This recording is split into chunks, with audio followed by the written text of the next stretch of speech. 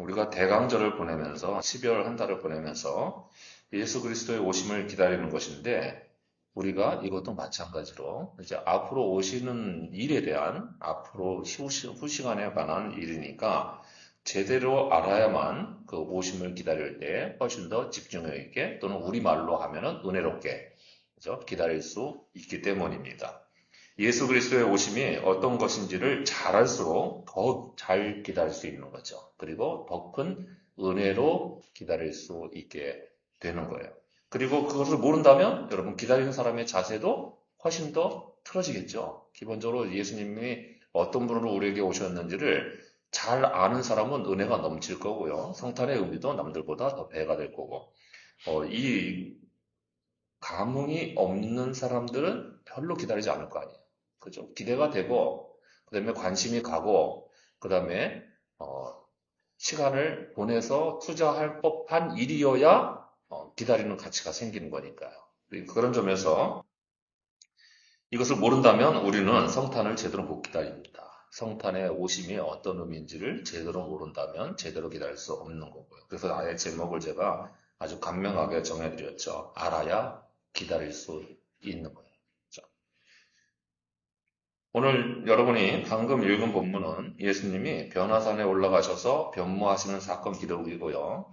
대개 신앙생활 조금 하셨으면 변화산 사건은 워낙 유명해서 모를 이가 없을 만한 줄거리입니다. 그런데 이 변화산 사건이 어떤 시점에서, 어떤 구조에서, 어떤 구도에서 우리에게 어떤 의미를 들려주는 것인지는 의외로 사람들이 잘 몰라요. 굉장히 인상 깊은 사건이 있으면 그 사건만 기억하지 그게 도대체 어느 줄거리와 문맥에서 흘러가고 있던 것인지 놓치기가 쉬운 거하고 비슷한 거죠. 그런 점에서 우리가 사실 변화산 사건을 통해서 진짜 예수님의 오시는 줄거리와 결말, 참된 의미의 스포일러를 정확하게 좀 알고 그리고 주님의 오심을 제대로 기다리는 길을 좀 배워봤으면 합니다.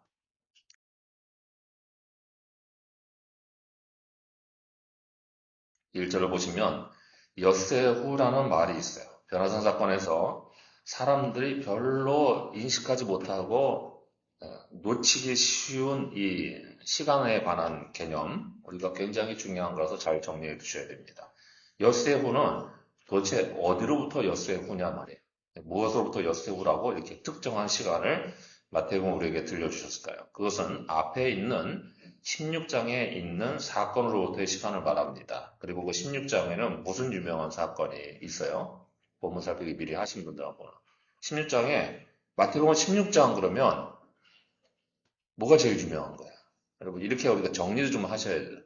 마태복음 16장은 그 유명한, 그리고 그 기독 공동체의 가장 근간이 되는 베드로의 신앙 고백이 있는 사건입니다. 교회사에서 정말 중요한 몇 가지 안 되는 사건 중에 하나예요. 그리고 마태복음 16장에 이게 있었다 하는 것 정도는 정리가 되어 있어야 됩니다. 근데 그때로부터 일주일의 시간, 그 땅의 시간인 6일의 시간이 지났다는 거죠. 그러니까 세상적인 한 주기가 다 지났다는 거예요. 그 다음에 그 주기가 지난 다음에 변화산 사건이 일어났고요. 변화산 사건은 무슨 장면이 드러난 거예요? 천국의 영광이 드러난 시간이잖아요. 그러니까 이것은 무슨 구도를 얘기하는 거냐면 세상의 모든 시간이 다 지나가고 난 다음에는 천국의 영광스러운 시간이 도래한다. 그 시간 구조를 보여주는 거예요. 그리고 그게 곧 예수님에게서 성취될 일로 들려주는 시간인 거죠. 이 땅의 시간이 다 되면 그것을 또는 넘어가게 되면 그 다음 시간에는 천국의 시간이 이어지는 관점에서 변화산 사건이 들려진 거예요. 그러니까 변화산 사건의 시간상에 놓여진 위치는 그죠? 땅의 시간이 끝나고 하늘의 시간이 시작되는 것을 지목하는 거죠. 경계선을 긋고 있는 시간인 거예요. 그 시간에 예수님은 제자들 중에서 베드로와 야고보와 요한 세 명만을 따로 데리고 높은 산에 올라가셨는데 2절을 보면 예수님은 그 산에서 모습이 변형되시고 모세와 엘리야가 함께 나타나 대화를 나누는 모습이 이 제자들의 눈에 보이게 됩니다. 제자 중에 이 세 분만 따로 특별하게 골라서 데리고 가신 이유는 이 특별한 계시는 굉장히 보완이 필요했던 내용이기 때문이죠. 당분간은 적어도 어느 시점까지는 철저하게 보완이 필요하고 특정인들에게만 유지를 시켜야 될, 보완을 유지시켜야 될 필요 때문에 그랬습니다. 2차 이유도 이따가 보게 되는데, 그건 뒤에서 보시고요. 어쨌든 거기서 모세와 엘리야가 나타난 이유는 이 두 사람이 각기 분명하게 추정할 수 있듯이 율법과 예언의 대표자들이기 때문이죠. 모세는 율법을 수여받은 사람이고 예언자의 대표는 그야말로 엘리야가 시조 아닙니까? 그러니까 이 두 사람이 나타나서 예수님과 대화하는 것은 예수님이 참된 율법과 예언을 동시에 성취하시는 분이다 하는 것을 보여주려고 들려주는 거죠. 예수님이 율법과 예언을 한꺼에 성취하신 분이라는 거죠. 율법은 뭐예요? 율법은 하나님의 뜻대로 사는 길을 말하고 예언은 그것을 제대로 하지 못했을 때 심판을 선고하고 그다음에 교육을 하시는 일을 말하는 거죠. 이 둘을 다 완성시키는 거예요. 그러니까 예수님은 구약의 모세의 율법과 예언을 모두 성취하고 이루실 분, 하나님의 뜻을 완벽하게 구현해 내실 분이다 하는 점을 이제 새 제자들에게 인지시켜 주시기 시작한 거예요. 그런데 우리는 이 변화산 사건에서 이렇게 예수님이 율법과 예언의 성취자라는 것을 보여주는 것 외에도 왜 예수님이 변화산에서 변모하시는 모습까지 보여줄까 하는 점에 우리가 착안을 해야 됩니다. 직접 변화하지 않으셨어도 예수님이 얼마든지 모세와 엘리야와 만나서 대화하실 수 있는 거잖아요. 그런데 그죠? 또 모세와 엘리야가 그 자리에 나타나는 것만으로도 충분히 율법과 예언의 성취자인 것은 보여줄 수 있는데도요. 예수님이 직접 변화하신 이유가 있습니다. 그래서 우리가 뭐 변화산 사건, 변모사 사건 그렇게 얘기하잖아요. 그 이유는 이렇습니다. 2절을 보면 예수님이 높은 산에서 변형이 됐을 때 그 얼굴이 어때졌다고 그럽니까? 어떻게 변했다고 그랬어요? 예, 어떻게요? 우리가 예배 찬송 처음에 뭐라고 불렀어요? 해같이 얼굴이 해같이 빛났다고 합니다. 우리는 이렇게 생각하죠. 예수님의 모습이 정말 밝게 빛나는 모양이구나. 아닙니다. 그것 때문에 얘기하는 게 아니에요. 해같이 빛났다고 하는 것은 성경에 나오는 두 가지 사건을 시간적으로 뭉쳐서 한꺼번에 보여주는 거예요. 첫 번째는 누구 얼굴이 옛날에 해같이 빛난 적이 있었을까요? 누구 얼굴이요? 여러분 이거 연필 굴리기 해도 맞힐 수 있는 거예요. 그죠? 예. 누구? 모세. 네. 모세의 얼굴이 해같이 빛났던 적이 있었습니다. 모세 얼굴에 영광의 빛이 비춘 적이 있어요. 여기 오늘 본문에 해같이 빛났다고 할 때 그 빛났다라고 하는 말이 여러분 잘 아는 영어 이야기입니다. 이게 헬라 말에 람포라는 말에서 왔어요. 그러면 여러분이 알고 있는 빛과 관련된 영어 뭐가 있어요? 예? 램프가 있죠. 램프. 그 지니가 나오는 요술 램프, 그 요술 램프고요. 램프. 우리 권사님 왔다 갔다 확실히 바쁘시겠어요. 근데 어쨌든 못 알아들으신 거죠, 지금?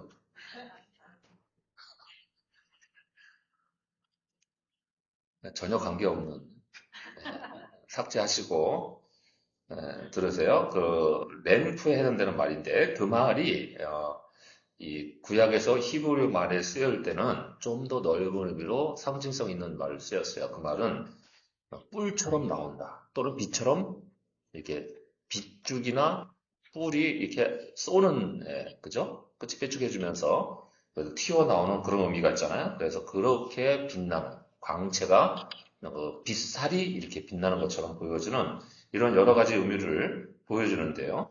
이게 어쨌든 전통적으로 빛이 나다로 해석되는 이 낱말이 모세가 하나님과 동행한 결과 하나님의 영광이 모세 얼굴에 잔존하게 된 것을 보여주는 거예요. 거기에 뿔처럼 흙이 박혀서 그래서 들려주는 걸 얘기하죠. 그래서 이게 반사되는 하나님의 영광이라고 볼 수가 있습니다. 그러니까 하나님의 영광의 광채가 지금 예수님의 얼굴에 나타났다는 거예요. 중요한 거는 영광의 광채가 중요한 게 아니고 하나님의 영광이라는 게 중요한 거죠. 이 낱말이 우리에게 보여주고 있는 것은 하나님의 영광이 예수님의 얼굴에 나타났다는 거예요. 그다음에 두 번째로 뒤로 이어질 사건인데요. 뒤에서 이어질 신약의 계시록에서 나타날 사건인데 계시록에서 처음 나타나신 예수님의 모습이 어떤 모습으로 보였냐면 바로 얼굴이 해같이 비치는 모습으로 나타납니다. 계시록 1장 16절을 나중에 찾아서 한번 읽어보세요. 하나님의 얼굴을 지금 예수님이 지니고 나타났다는 거예요. 그러니까 여기서는 예수님의 빛이 단순히 반사된 빛이 아닌 그냥 하나님의 빛 자체의 영광이었던 거죠. 그래서 구약에서는 하나님의 영광의 광채가 씌어진 걸 상징하고, 그 다음에 신약에서는 하나님 자신의 스스로 나타내는 빛을 보여주는 걸 얘기해요. 그러니까 예수님의 빛은 모세의 빛을 초월하는 것이고 빛 자체이신 거잖아요. 하나님의 성품 중에 하나가 빛이잖아요. 그렇기 때문에 지금 예수님이 변화하신 모습이 모세와 엘리야가 나타난 것보다 더 중요한 문제인 거야. 왜냐하면 그게 보여주는 것은 오직 빛 자체이신 분은 하나님 한 분뿐이 없기 때문에 예수님이 하나님과 동등한 분이시다 하는 것을 변화사 사건에서 우리에게 들려주시는 거죠. 율법과 예언의 성취자 당연히 되는 거예요. 왜냐하면 예수님이 하나님 자신이니까요. 당연히 하나님만이 하실 수 있는 일을 하시는 거죠. 율법과 예언을 성취하려고 한다면 여러분 이게 사람의 힘으로 되는 일입니까? 율법을 다 완성시키지 못해서 예수님이 오신 거잖아요. 사람이 그게 안 되니까 오신 거예요. 사람의 힘으로 안 되는 거죠. 그럼 예언을 성취할 수 있어요. 예언자들의 모든 심판과 징책의 말씀 가운데서 자유로울 수 있는 사람이 있습니까? 제가 만약에 정말 성경에 있는 구약부터 신약에 이르기까지 있는 모든 심판 선고를 여러분에게 매주일 선포했으면 여러분 여기 아무도 살아남지 못하셨을 거예요. 그죠? 저도 제 그 말씀에 견디지를 못했을 거라고는 당연한 이치입니다. 아무도 예언을 견딜 수 없어요. 아무도 율법을 완성할 수 없어요. 사람의 능력으로는. 그런데 전능하신 분이 계셔야 이것을 하는 것이고 예수님이 바로 전능하신 하나님 아니시면 안 되기 때문에 이렇게 하신 거죠. 그 다음에 더 중요한 사실은 그런 분이 이 땅에 오셨다는 거예요. 그러니까 우리는 이제 그 삼위일체 교리를 사람의 이해 수준으로 완벽하게 설명할 수가 없어서 우리는 이렇게 생각한단 말이에요. 이렇게 분리가 되기 쉬워요. 그러면 여러분 이게 이단의 한 종류로 쏠려 들어가는 거 우리도 모르는 사이에 하나님이 저 하늘에 계시고 그죠? 우리가 막연한 인식으로 생각하기에 하나님은 저 높은 하늘에 계시고 예수 그리스도를 불러서 오늘날 불러줘. 야 예수야 일로 와봐. 저 도무지 안 되겠으니까 네가 내려가서 땅의 사람들을 다 구원하고 올라와라. 그래서 예수님이 알겠습니다. 내려갑니다 하고 쏙 내려오셔서 우리 구원하시고 다시 올라가신 거예요? 이렇게 생각하기 쉽죠.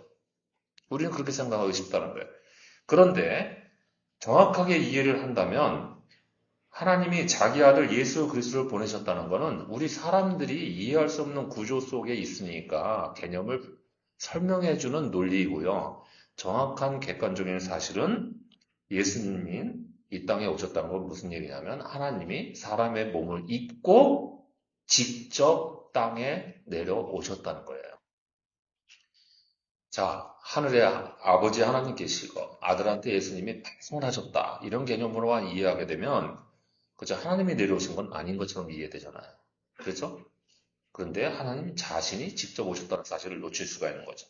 반대로 이 논리적 설명에는 또 함정이 있어요. 이거 제가 교리를 설명하는 건 아니지만 또 그렇게 하게 되면 하나님과 아들의 유격이 분리되는 걸 또 놓치기가 쉽긴 한데 어쨌든 오늘은 하나님이 직접 오셨다는 사실을 더 이해를 해야 되는 거니까 사람의 수준으로 이해가 안 된다는 점을 기준으로 해서 설명을 하더라도요. 정말 우리가 전례대로 기존의 인식대로 아들을 보내셨다고 해도 그죠? 또는 하나님이 직접 오셨다고 말할 것도 없고 둘 다 하나님의 초월적인 사랑을 나타내는 것은 틀림이 없잖아요. 그죠? 누가 자기 아들 보내요. 죄인을 대신해서 아들을 죽음의 길로 누가 몰아요. 그죠? 그게 이게 되었던 일이라는 점을 보여주는 거죠. 하나님이 직접 그 일을 하러 오셨다는 거예요. 누군가가 다른 존재에다 시킨 게 아니고요. 자신이 직접 그 모습으로 오셨다는 것을 우리는 알아야 됩니다. 그런 점에서 예수님이 이 땅에 오신 성탄의 강림을 기다리는 것은 하나님이 우리를 얼마나 긍휼히 여기셨는지를 알아야 되는 거죠. 그래야 제대로 기다릴 수 있는 거죠. 그 사랑과 긍휼이 뭔지 모르고 느껴지지 않으면 우리가 성탄절을 무슨 의미로 맞겠어요? 성탄절을 기다리고 주님의 이 땅에 오심을 기다린다는 것은 하나님이 그렇게 자기를 희생시키고 사람들이 자기 피조물의 재판을 받으시고 십자가의 죽음을 견디시고 그 영혼을 사탄에게 위탁하시고 그리고 다시 부활하셔서 우리를 승리로 이끄는 이 모든 일들을 직접 하러 오셨다는 것입니다. 우리의 모든 참담한 인생을 구원하시려고 율법으로도 안 되고 예언으로도 안 되는 부패한 우리의 처지를 불쌍히 여기셔서 이 땅에 직접 사람의 몸을 입고 오신 분이 예수님이라는 사실을 우리가 알아야 성탄의 의미가, 성탄의 이 땅에 오신 탄생의 의미가 무엇인가를 제대로 강림을 기다릴 수 있는 거예요. 그러니까 성탄에 들뜬 분위기에 쏠려가지 마시고요. 나에게 오신 나의 주님의 사랑이 도대체 어느 정도의 큰 사랑이었느냐 하는 것을 기억하면서 메시아의 오심, 곧 하나님의 오심을 제대로 기다릴 줄 아는 모두가 되시기를 바랍니다. 이제 이 변화산 사건에서 또 어떤 교훈이 들려지는지도 배워보죠.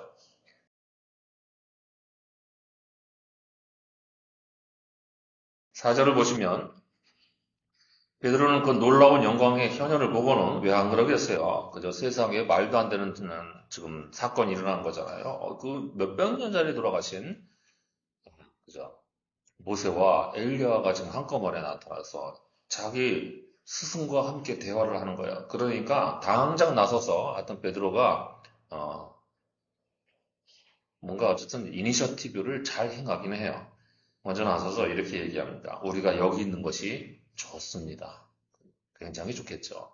우리도 뭐 이런 거 보면은 뭐 그 자리에서 머무르고 싶지 않겠어요. 그래서 아예 초막 셋을 지어드리겠다고. 이거 어디 가서 이런 거 보겠어요. 그러니 그냥 여기 다 계시죠. 세 분 다. 언뜻 보기에 이런 말이 무슨 문제가 있겠나 싶지만 사실은 오늘 말씀은 이 베드로의 치명적인 잘못을 정확하게 지목하고 있습니다. 5절에서 구름 속에서 하나님의 음성이 갑자기 들립니다. 이는 내 사랑하는 아들이요 내 기뻐하는 자니 너희는 그의 말을 들으라 하는 내용이었습니다. 자, 여러분 한번 조금만 상상력을 펼쳐보세요. 변화산 사건이에요. 여러 가지 변화산 사건이 막 일어났다고 합시다. 그래서 여기서 예수님하고 모세하고 엘리야가 갑자기 나타나서 대화를 하고 예수님은 상상할 수 없는 영광의 빛으로 변모를 하세요. 그런 장면을 지금 보게 돼서 베드로가 중얼중얼 뭐라고 말씀 몇 마디 드렸습니다. 드렸는데 갑자기 하늘에서 우리와 같은 음성이 들리는 거예요. 이는 내 사랑하는 아들이니까 저의 말을 잘 들어라. 이런 이야기가 들려줍니다. 하나님이 이 말씀을 왜 하셨을까요? 이 장면에서 하나님이 왜 이렇게 말씀을 하셔야 했을까요? 이런 거예요, 상황이 지금. 예수는 나의 아들이니까 너희들은 그의 말을 잘 들어라 하는 말씀인 거예요. 이거 보통 어떤 상황일 때 하는 말입니까? 누군가가 왔다 갔다 옥신각신하고 있는데 그렇게 얘기하는 거죠. 이렇게 제가 얘기하는 거예요. 야, 얘는 내 아들이야. 그러니까 너는 내 말을 들어야지. 내 아들 말을 들어야지. 이렇게 말씀하시는 거예요, 지금. 지금 그러면 그 말을 하게끔 만든 사람의 말은 틀렸다는 얘기인 거죠. 잘못됐다는 얘기인 거예요. 베드로의 말이 잘못됐고요. 지금 예수님의 말을 제대로 안 듣고 있다고 하나님이 판단하셨다는 거예요. 그렇죠? 그러면 베드로가 무엇이 잘못됐고 왜 주님의 말을 안 듣는 상태에 있었던 걸까요? 베드로가 여기 있는 것이 좋사오니라는 말을 한 것에 대해서 문제가 제기된 거예요. 자, 현재 산 아래 메시아 사역을 통해서 고통받는 이들을 구원하는 일들이 산더미 같이 쌓여 있습니다. 예수님은 잠깐 변화산에 올라오신 거예요. 아직 가야 될 길이 무엇이죠? 십자가의 길도 남아있어요. 부활도 하셔야 돼요. 승천도 하셔야 돼요. 세상 사람들을 위해서. 이 많은 일들을 계속 하셔야 됩니다. 그런데 지금 베드로는 자기가 보고 있는 영광스러움이 먼저였던 거죠. 이게 내가 너무 좋은 거죠. 그러니까 내게 좋은 거 먼저. 생각이 뭐가 잘못된 거예요. 변화산 사건이 지금 뭐 때문에 일어나고 있는지도 모르는 거죠. 주님도 지금 자기 스승인 주님도 하늘 영광을 버리고 이 땅에 내려오시는 하나님이셨는데요. 그 제자는 높은 곳에 있는 높은 산에 있는 영광만 바라보고 산 아래 내려갈 생각을 하지 않았다는 거예요. 이게 여러분 바로 무슨 잘못입니까? 영광의 신학을 쫓는 잘못된 신앙 구조죠. 그렇죠? 이것을 하나님이 직접 겨냥해서 말씀하시는 거예요. 생각이 틀려먹었지. 그러니까 내 아들 예수 그리스도가 가려는 길을 잘 따라 듣고 가야 돼, 너희는. 특별히 너네 세 제자 중요한 사람들이잖아. 그러니까 너네가 이렇게 인식이 왜곡되어 있고 인식의 가치관이 우선순위가 뒤틀려 있으면 안 되지. 너희가 영광의 신학을 쫓으면 안 돼. 비록 내가 보여주는 영광도 따라오면 안 돼, 너희는. 그렇죠? 너희가 가야 될 길은 지금 너희의 스승인 내 아들 예수 그리스도가 가려는 십자가의 길이잖아. 이렇게 말씀하시는 거예요. 변화산 사건은 뭐 때문에 주어진 걸까요? 십자가 사건 때문에 주어진 겁니다. 우리는 모두 예수님을 기다릴 때 그런 점에서 영광의 신학을 쫓는 길에서 돌이킬 줄 알아야 됩니다. 그게 예수님을 제대로 기다리는 길 중에 하나예요. 베드로는 여러분 바로 그 앞장에 엿새 전에 그 유명한 신앙 고백을 했잖아요. 이 신앙 고백이 얼마나 귀한 신앙 고백인지 예수님이 뭐라고 칭찬을 해줬냐면 이게 칭찬 반 또는 약간 한계성 반인 건데요. 너로 하여금 이런 고백을 알려주신 분은 하나님, 성령이시지. 그래서 내 인간의 힘으로 여기까지는 못 왔어. 라고 칭찬 반 또는 한계를 인식하는 것 반을 함께 들려주죠. 그런데 그 유명한 신앙 고백을 하고 그게 우리 모든 교회의 신앙 고백의 기틀 아니에요. 사도신경에 들어와 있는 기본 강령이고요. 근데 이런 신앙 고백을 하고 베드로가 무슨 일을 저질렀습니까? 그 다음에 바로 그 신앙 고백 다음에 예수님이 무슨 말씀을 하세요? 여러분 집에 들어가셔서 16장을 다시 읽어보세요. 16장에서 그 영광스러운 고백을 한 다음에 예수님이 바로 무슨 얘기 하냐면 신앙 고백을 보시니까 듣고 나니까 그래 너희가 조금 준비는 됐구나. 그러니까 이제부터 내가 가려는 길을 확실히 알려줄게. 자신감이 없었던 제자들을 두고 말씀 못하셨던 걸 그제서야 말씀하십니다. 뭘 말씀하세요? 내가 이제 예루살렘에 가서 많은 고난을 받고 십자가에 달려 죽어야 된다. 이렇게 말씀하십니다. 베드로가 갑자기 돌이켜서 주님, 그런 일은 절대로 있을 수가 없습니다. 예, 그리고 불파 벌리고 바로 막습니다. 딴에는 스승을 보호하고 자기의 애정과 충성심을 나타내 보이는 굉장히 인간적인 모습인데요. 예수님이 참 시니컬하시죠. 그런 베드로를 앞에서 대놓고 뭐라고 얘기해요? 사탄아, 내 뒤로 물러가라. 이게 인간관계가 있잖아요. 그죠? 한 3년 정도 같이 밥 먹고 돌아다니면서 선교 여행하고 배우고 가르치고 우리가 말하면 그 내지잖아요. 학교에서 공식 교육하는 게 아니고 예수님과 먹고 자면서 같이 배우는 사람 있잖아요. 집에서 같이 한 집에서. 그런 관계잖아요. 네, 그러는데 여러분이 뭔가 좀 잘못했습니다. 뭐라고 잘못하고 그랬는데 제가 대놓고 한 몇십 년 이렇게 지내왔는데요. 갑자기 그러는데 이 사탄 같은 놈. 이러면 여러분 이게 인간관계가 잘 유지되겠어요. 그런데 예수님이 대놓고 그렇게 말씀하셨어요. 공적인 질타가 더 중요했던 거죠. 그래서 사탄이라는 꾸중을 자기 스승한테 듣습니다. 조금 전에요. 굉장한 고백을 했다고 칭찬받았는데 바로 돌아가자마자 사탄이라고 꾸중을 듣게 되는 거죠. 그런데 재밌는 건 똑같은 일이 또 반복되는 거죠. 오늘 천국의 영광을 보는 것에 심취해서 너무 좋아가지고 주님께 한마디 했다가 그 다음에 또 예수님의 순환의 길을 막아서고 자기 원하는 바를 얻으려고 했던 거죠. 여기서 같이 머무시다. 저 밑에 들어가서 무슨 십자가입니까? 이런 식으로 말을 했다가 그죠? 더군다나 더욱이 베드로가 알게 모르게 눈에 안 보이는 실책을 또 저지릅니다. 초막셋을 짓겠다는 것은 뭔가 경의를 표하는 말을 하는 거거든요. 당시 이 사람들의 문화 속에서 유대인들의 하나는 주님을 위해서, 하나는 모세를 위해서, 하나는 엘리야를 위해서. 여러분 이렇게 하는 거 큰일 납니다. 이게 무슨 얘기예요? 세 분이 동일선상에 있다는 거예요. 유격이. 그렇죠? 제가 이거 한번 옛날에 성경 공부 시간에 여러분에게 설명드린 적이 있습니다. 제가 군대에서 어쨌든 군목으로 있었기 때문에 장교들 모이는 이렇게 참모니까 그 모이는 무슨 행사 있을 때마다 예전 치르는 걸 봤잖아요. 군대 의전이 굉장히 날카롭습니다. 그죠? 계급별로 정확하게 인관순, 계급별 일순, 그 다음에 인강순, 같은 계급이면, 누가 먼저, 같은 계급에 올라왔는지, 그 설에 따라서 좌석 배치를 1cm든 5cm든 좌석을 의자를 놓을 때 착착착 뒤로 놔야 돼요. 정확하게 따져서.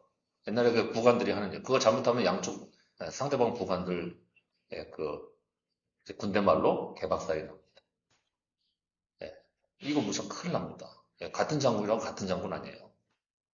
굉장히 그 서열이 중요하고, 거기에 따른 그 의전이 굉장히 중요한데요. 베드로는 지금 어떻게 했냐면, 세 분이 동등한 사람이라고 생각합니다. 세상에 똑같은 대접을 합니다. 여러분, 이거는 경거망동이죠. 그렇죠? 신성모독인 거예요. 왜냐하면 지금 예수님이 나타나신 모습은 하나님의 영광을 입고 나타나시잖아요. 하나님이시잖아요. 하나님이 어찌 아무리 훌륭한 예언자의 대표이고 아무리 율법의 대표자이라 할지라도 그들과 동등한 신분입니까? 그런데 그거 놓친 거죠. 베드로는 정신이 없었어요. 그렇죠?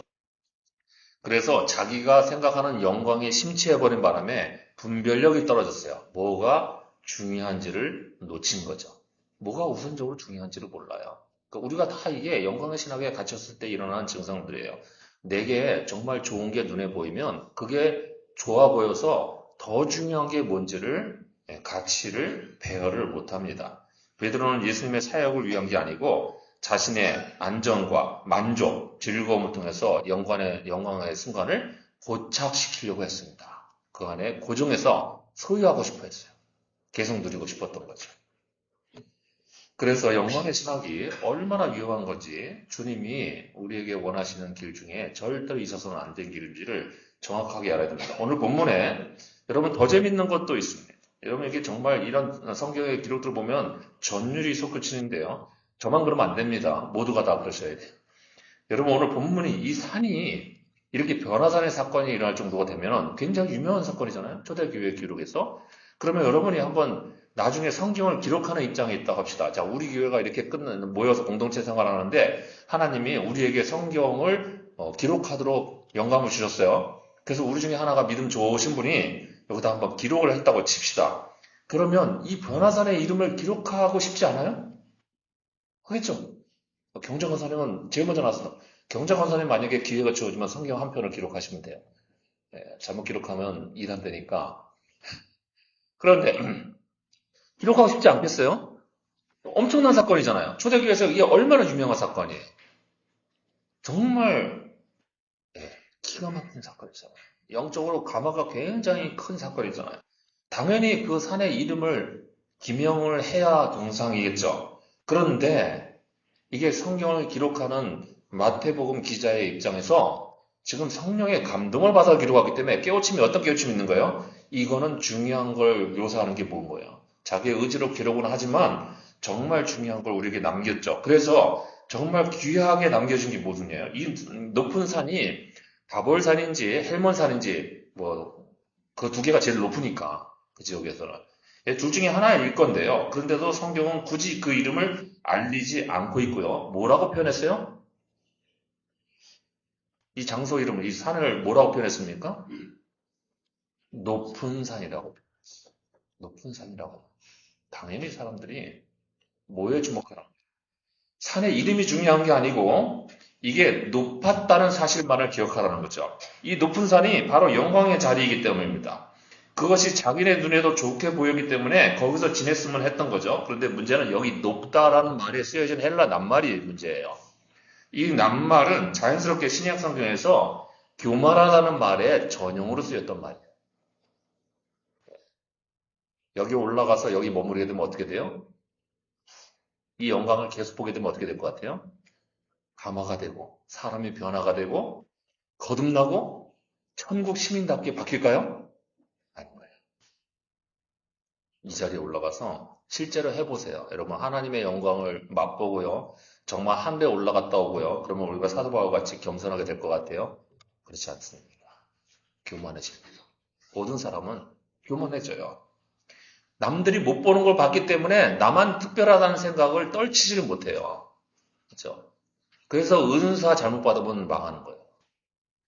은사 받아놓고 조용하게 자기 안에서 공동체를 위해서 하나님 앞에서 맡겨준 사명을 잘 책무를 감당하는 게 아니고 떠벌리기 시작하죠. 떠벌리고 싶죠? 나만 가졌는데요. 남들 못 가진 거 가졌는데요. 그러고 싶잖아요. 집에 금송아지 10마리 있으면 자랑 안 하고 싶어요? 안 하나?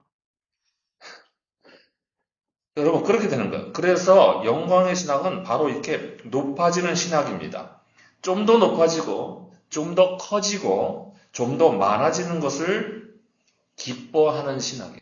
그것을 그리고 바라보는 신학이에요. 그러다 보니까 그런 것이 눈에 들어온 사람은 자기 생각이나 판단에 대해서도 높아져서 그만 교만해집니다. 여러분, 제가 보고, 제가 말을 하지 않아도요, 옆에서 보면은 배움이 적을수록 자기 생각과 판단에 확신을 갖는 경향이 더 셉니다. 왜 그럴까요? 배움이 많이 생길수록, 이게 진리는 끝없이 추구해야 되는 거고, 이게 어느 것이 맞은지 내가 틀릴 가능성이 훨씬 높잖아. 그래서 maybe를 많이 쓰는데요. 근데 그렇지 않은 사람들은 자기 생각이 확신하다고 믿는 확고한, 왜 그럴까요? 컴플렉스 때문에 그래요. 내가 못 배웠다는 걸 알거든요. 많이 공부하지 못했다는 걸 본인도 알거든요. 무의식적으로. 의식은 모르는데. 그런데 어떻게 돼요? 그러면 내 생각이 틀림없다고 생각을 해야 되는 거죠. 그러니까 내 생각이 그만큼 맞다고 확신을 쉽게 합니다. 이게 뇌의 기만 구조라고 제가 늘 말씀드리죠. 문제는 그런 사람들은 자기가 그러고 있다는 사실조차도 모릅니다. 영광의 신학에 빠져들잖아요. 본인들이 뭘 잘못하는지를 깨달을 수 있는 능력이 사라져요. 그러다 보니까 무슨 일이 생겨요? 치명적인 부패가 드러나게 됩니다. 그게 오늘 말씀에서 잘 들어야 될 말씀이에요. 4절을 보면 어떤 부패가 일어났는지 잘 보세요. 그리고 오늘 말씀이 얼마나 정말 정교하게 들려지는지 잘 보셔야 돼요. 그리고 정확하게 들어야 되죠, 당연히. 베드로는 이렇게 말씀을 드립니다. 만일 주께서 원하시면 초막셋을. 이건 굉장한 겸양의 말처럼 보이잖아요. 자기 스승의 권위를 인정하고 그리고 스승님이 원하신다면 저희가 하겠습니다. 저희는 감히 스승님의 권위를 침범하지 않을 생각입니다. 하고 주님의 권위를 인정하는 태도로 보이지만 문제는 그렇게 말을 하면서도 실제로는 누구 욕망을 표현하는 거예요? 자기 욕망을 나타내는 거예요. 주님의 권위를 인정하는 것 같으면서도 실제로는 자기 소욕을 말하고 있습니다. 이게 어떻게 나타나는 거예요? 우리가 영광의 신학을 추구하면서도 말로는 하나님을 위해서 한다고 하는 둔갑술인 거죠. 그렇죠? 또는 교회를 위해서 한다고 그럽니다. 교회를 위해서 한다고 하는 생각도 부패 생각일 수도 있는 거죠. 또는 믿음을 위해서 그런다고 얼마든지 말할 수 있다는 거예요. 그런데 이게 오늘 본문에서 베드로가 저지른 부패상하고 여러분 똑같은 거죠. 그런 베드로의 말 때문에 하나님께서 직접 어떻게 하라고 명령하셨다는 거예요? 너희는 내 아들의 말을 들어라. 들을 줄 알아야 한다라고 말씀합니다. 하늘의 영광을 버리고 이 땅에 내려오신 그분의 말을 들으라는 거예요. 사람 입장에서는 변화산이 굉장히 높고 영광스러운 산인데요. 하나님 입장에서는 그 땅덩어리 쪼가리에 불과한 거잖아요. 그리고 내려오신 거예요, 지금. 그런 분의 말을 들으라는 거죠. 그러니 하나님이 베드로와 제자들과 교회와 우리에게 명령하시는 것은 듣기와 따르기입니다. 십자가의 길로 가는 길을 듣는 것과 따르는 것을 말하죠. 그러니 우리는 영광의 신학을 쫓는 태도에서 돌이켜서 오직 이 땅에 내려오셔서 십자가의 길을 가셨던 주님의 말씀과 그 길을 듣고 따라가겠다는 자세를 갖추어서 그분의 오심을 진실되게 기다리고 맞을 수 있는 모두가 되시기를 바랍니다. 이제 베드로의 말과 마음이 잘못됐다면 그러면 어떻게 바로잡아야 하는지도 예수님이 가르쳐주신 말씀을 더 이어 듣죠.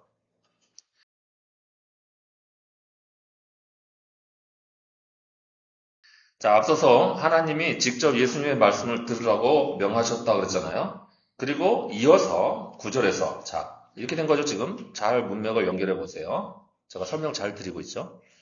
자, 하나님이 지금 너희들은 딴 생각하지 말고 내 아들 예수의 말을 잘 들어. 그가 하는 말을 잘 들어. 그랬어요.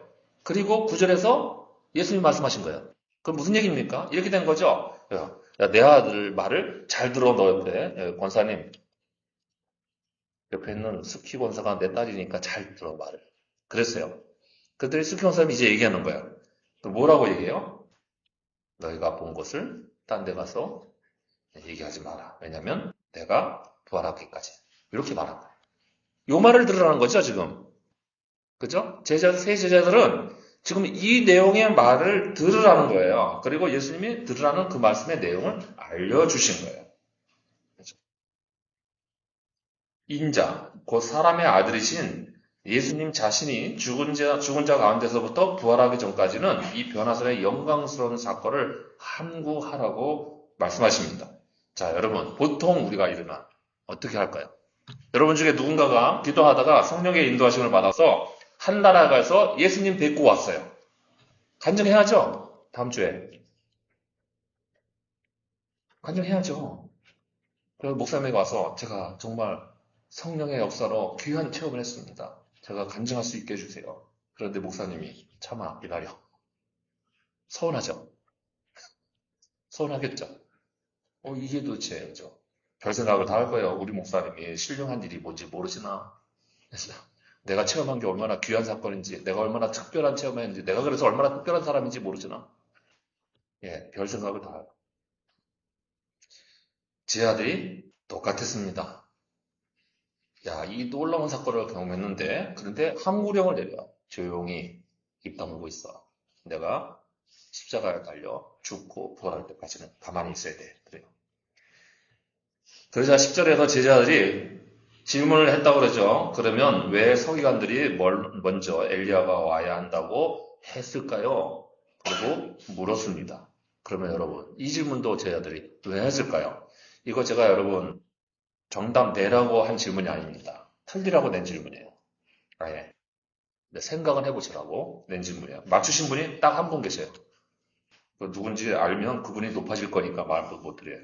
그런데 여러분, 이거 성경 읽는 방법에 관한 얘기예요. 지금 앞뒤를 연결해서 이렇게 상황을 연결해서 이해를 해야 되죠. 여러분, 꼭 목사가 가르쳐주는 말씀만 캐치할 수는 없는 거잖아요. 자기도 성경 읽을 때 이렇게 깊이 읽으면 은혜가 스스로 또 되니까요. 그죠? 근데 이런 거예요, 지금. 이 질문을 왜 했을까요? 자, 제자들은 앞서 9절에서 예수님이 이런 영광스러운 모습이 나타났다는 점에서 함구령을 내린 거에 대해서 의아했던 거예요.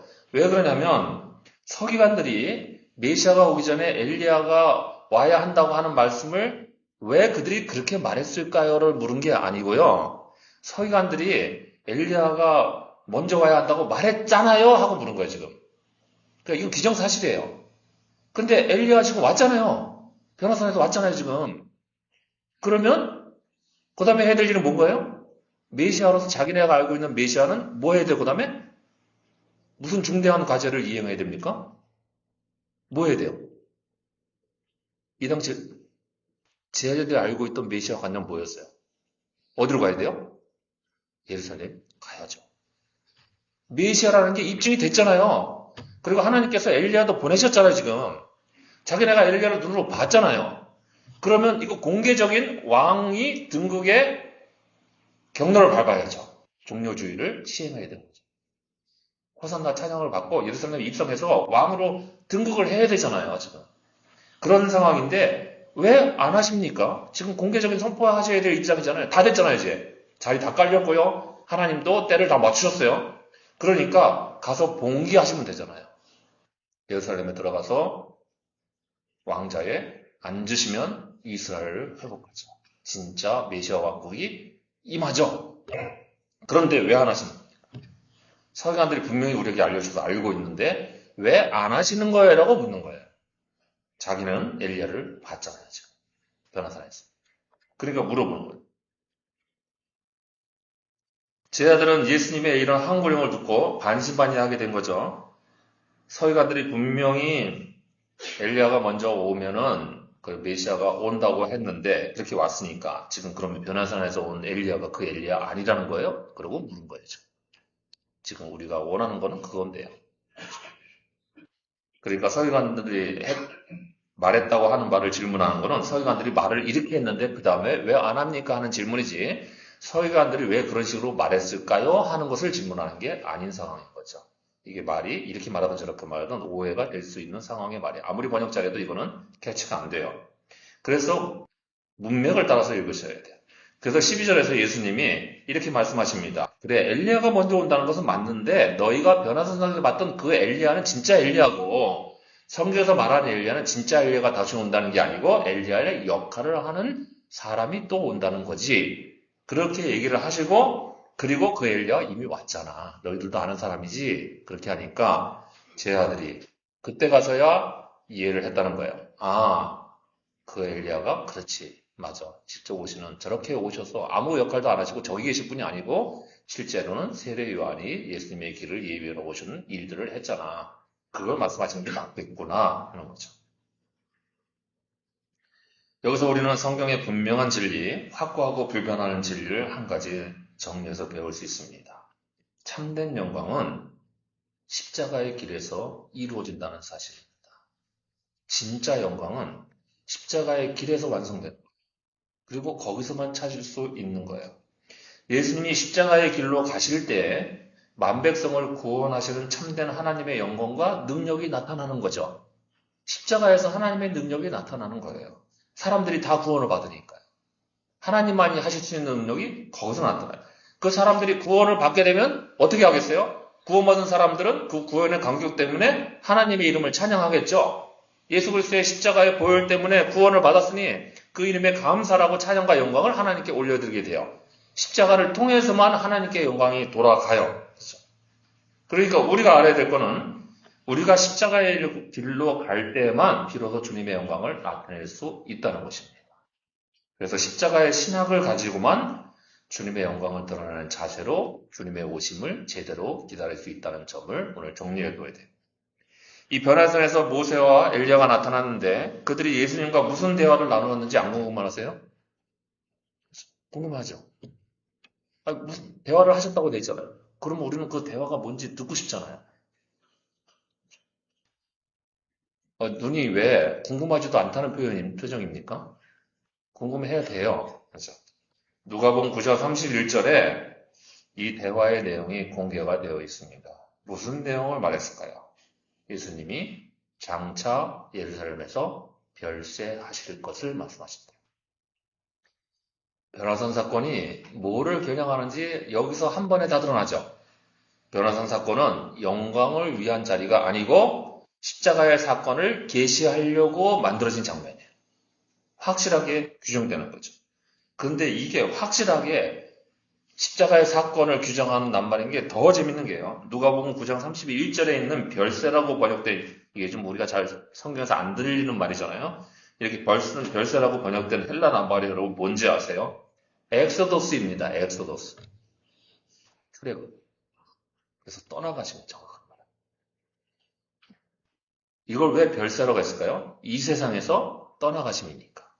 세상을 떠나가시는 일이니까 별세라고 해요. 우리가 떠나가셨다고 해서 돌아가신 분들 같아요. 그죠? 이 세상 뜨셨다. 그렇게 얘기하잖아요. 예, 그래서 그렇죠. 다른 복음서의 평행본문이나 또는 마가복음이나 누가복음에 다 이런 장면들이 기록이 되어 있는데 그런 점에서 이 변화선의 영광스러움이 그 자체로 영광 자체가 아니라 실제로는 십자가 사건에서 이루어질 영광을 말하는 거죠. 다 여기에 직결되고 있어요. 그러니 참된 영광은 십자가에서 나오는 겁니다. 그런데 여기서 많은 사람들이 자신들의 영광을 추구하면 하나님의 영광을 나타낼 수 있을 거라고 착각을 하기 시작합니다. 하지만 참된 영광은 우리가 십자가의 길로 향할 때만 들어있습니다. 사람은 십자가로 가야만 돼요. 사람의 영광을 차지하게 되면 여러분 하나님의 영광은 가리워집니다. 이 단순한 논리를 우리가 착각하는 거예요. 정말 많은 경우에 착각합니다. 쟤들 역시 그렇게 영광 자체를 추구하고 거기에 머무르고 싶어 했습니다. 오늘날 우리도 그들과 똑같은 본성과 성정을 지닌 이들인 거죠. 그래서 우리도 영광 자체를 추구하고요. 그것을 자신의 영광으로 삼고 싶어 합니다. 하지만 우리가 그리스도의 십자가의 길을 제대로 가려고 한다면 우리가 세상적으로 좀 더 부유해지고 좀 더 풍요로워지고 좀 더 큰 것을 가지고 싶고 하고 좀 더 손에 얻고 싶은 것들을 바라보는 즉시 여러분 우리는 영광의 신학으로 가는 거고요. 거기서부터 떠나가야 우리가 비로소 십자가의 신학을 추구하는 거예요. 그리고 그래야만 거기서 영광이 나타나게 됩니다. 하늘 영광을 버리고 이 땅에 오신 우리 예수님은 자기 제자들에게 십자가의 길이 패배의 길이 아니라 영광의 기름을 분명하게 인지시켜 주셨습니다. 오늘 들음으로 드린 찬양에 그런 가사 내용이 나와서 제가 이거를 지난주에 바꿨어요. 그 무슨 내용이 나와요? 사탄이 승리하고 세상이 자기가 이긴 것처럼 착각하게 되는 장면이 나오잖아요. 십자가의 길로 가게 되니까. 사람들이 인식에 십자가는 패배의 길이에요. 영광의 길은 승리의 길이고, 그런데 실제로 십자가가 승리의 길이라는 거죠. 그래서 변화된 사건은 갑작스러운 신비나 하늘의 영광 자체를 보여주는 게 아니라 제 아들이 십자가의 길을 분명하게 인식하고 십자가의 길에서 이런 영광이 나타날 수 있다는 사실을 인지하라고 들려준 사건이고 보여준 사건인 거죠. 그러니 우리 주님이 원하시는 대로 우리는 영광 속에 머물려 하고 그 영광을 바라보려고 하는 대신에 십자가를 지고 따르는 길을 향하는 자세를 지녀야 됩니다. 그런 자세를 지니는 것이 바로 우리가 이 땅에 오신 예수 그리스도의 영광을 나타내 보이는 길인 거예요. 그럼 영광의 신앙은 그 영광이 게 뭐냐? 여러분 어렵잖아요, 개념적으로. 쉽게 이렇게 생각하시면 돼요. 큰 거, 높은 거, 많은 거. 세 개가 영광이에요. 그거 가지려고 하면. 교회도 작은 교회를 꾸려 하니까 이만저만 불편한 게 아닌 거죠. 여러 가지 시스템이나 교육이나 이런 문제나 뭐 재정에 뭐 늘 끙끙대면서 고민하면서 나아가야 되는 이런 시간들이 굉장히 아쉽잖아요. 교회도 좀만 더 커지면 좋겠고, 조금만 더 사람도 많으면 좋겠고, 조금 더 재정적으로 여려주면 이것저것 하고 싶은 일도 많이 할 수 있을 거라고 생각이 들죠. 때로는 비교의식도 생겨요. 교회 엘리트 의식이라는 게 왜 생겨요? 큰 교회 다닌 사람이 프라이드가 생기고, 작은 교회 생각하는 사람 기지가 죽고 하는 일들이 생겨나게 되는 거죠. 여러분 여기 계셔도 잘 모르시죠? 이 안에 계셔도 잘 모르시는 거예요. 그렇죠? 여러분, 그러나 여기서 정직하게 고민이 시작되고 참된 주님의 길을 따르려고 하는 그렇죠? 정확함을 추구하게 되면 여러분 힘들고 어렵고 불편한데도 신앙적으로 바른 고민을 하고 있는 교회를 주님이 더 기쁘게 여기실까요? 돈 많고 정말 사람 많고 해서 넘쳐나고 나중에 비자금 만드는 교회가 더 좋을까요? 우리 이렇게 생각하기가 쉽습니다. 우리가 무슨 비자금 만들어요. 여유도 없고 그럴 필요도 없는데 그럴 건 아니지만 조금만 더 하면 좋잖아요. 그 조금만 더가 이미 영광의 신학 쪽에 마음이 들어가 있는 거잖아요. 그 조금만 더가. 여러분 영광의 신앙이 어느 날 갑자기 이 큰 금덩어리 가지라고 오겠어요? 사탄이 우리를 시험을 그렇게 합니까? 그 조그만 거 한 번 더 가지기 시작하는 재미 들리면 다음에 빠져드는 게 금방가죠. 그래서 여러분 이렇게 생각하셔야 돼요. 영광은 그저 사람들이 다 좋아하는 길입니다. 그리고 십자가는 사람들이 다 싫어하는 길이에요. 그런데 이 두 가지는 우리의 삶의 기반에선 동시에 얻을 수가 없습니다. 지난주에 말씀드렸죠. 하나님과 재물을 겸하여 섬길 수가 없듯이 영광과 십자가를 동시에 겸하여 섬길 수가 없습니다. 안 돼요. 우리는 어느 하나를 더 경히 여기고 어느 하나를 더 중히 여길 수밖에 없는 한계가 있는 존재입니다. 절대 중립 못 견딥니다. 우리 못해요. 그저 그 안에 있으려고 할 뿐이지 절대로 못합니다. 내가 영광을 차지하잖아요. 그러면 주님의 영광은 다 가려집니다. 그리고 내가 십자가를 지게 되면 주님의 영광이 비로소 나타나기 시작합니다. 빛은 분명히 산 위에서 시작되지만 실제로 신앙의 역사는 산 아래서 일어나는 거예요. 십자가의 길에서 일어나는 거죠. 그래 이렇게 십자가의 길을 따르는 결단으로 주님의 오심을 바로 기다릴 수 있는 모두가 되실 수 있기를 바랍니다. 오늘 조금만 더 정리해요.